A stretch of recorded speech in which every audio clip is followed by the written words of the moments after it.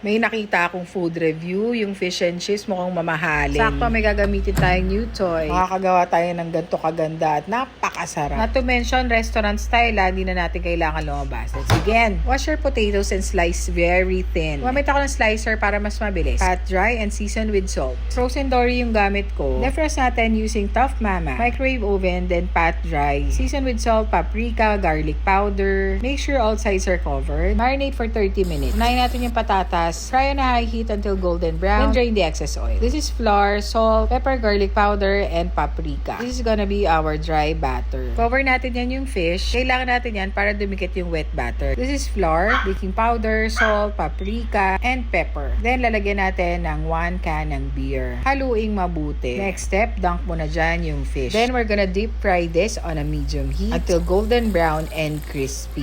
Napakasarap. Basta importante, drain nyo yung excess oil para crispy siya. Then, i-plating mo na mala restaurant style. Yung nilagay ko sa ibabaw is furikake. Pero pwedeng salt lang. Depende naman sa'yo yan. Meron lang ako nun. Mabilis ko naluto to because of the microwave oven from Tough Mama. Available naman yun sa stores and online. Kung gusto nyo ng recipe ng dip, say dip please.